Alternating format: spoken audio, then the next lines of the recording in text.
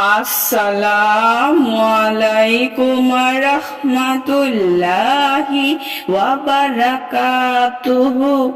সুপ্রিয় সম্মানিত দর্শক ও শ্রোতা, আশা করি মহান রব্বুল আলামিনের দয়ায় আপনারা সকলেই ভালো আছেন।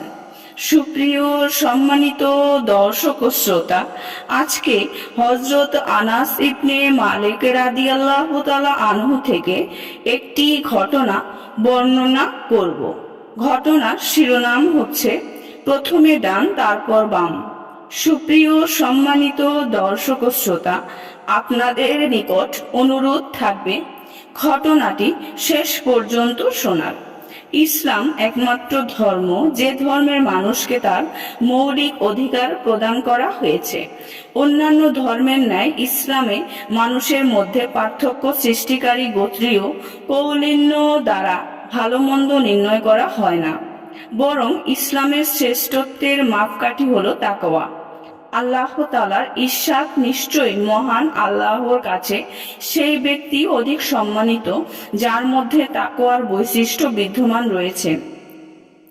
হযরত আনাস ইবনে মালিক রাদিয়াল্লাহু তাআলা আনহু বলেন, আল্লাহর রাসূল সাল্লাল্লাহু আলাইহি ওয়াসাল্লাম যখন মদিনায় আগমন করেন সে সময় আমার বয়স ছিল 10 বছর।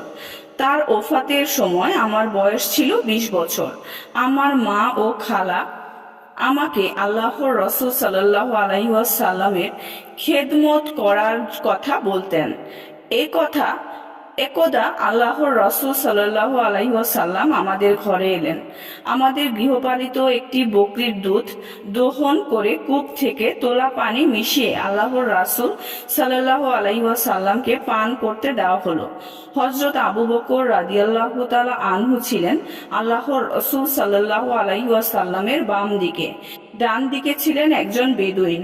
আল্লাহর রাসূল সাল্লাল্লাহু আলাইহি ওয়াসাল্লাম দুধ পান করে প্রথমে তার ডান দিকে বসা বেদুইনকে দিলেন। বেদুইন দুধ পান করার পর বাম দিকে বসা হযরত আবু বকর রাদিয়াল্লাহু তাআলা আনহুকে দিলেন। তারপর আল্লাহর রাসূল সাল্লাল্লাহু আলাইহি ওয়াসাল্লাম বললেন, প্রথমে ডান তারপর বাম। সুপ্রিয় সম্মানিত দর্শক ও শ্রোতা, আজকের ঘটনাটি এই পর্যন্তই।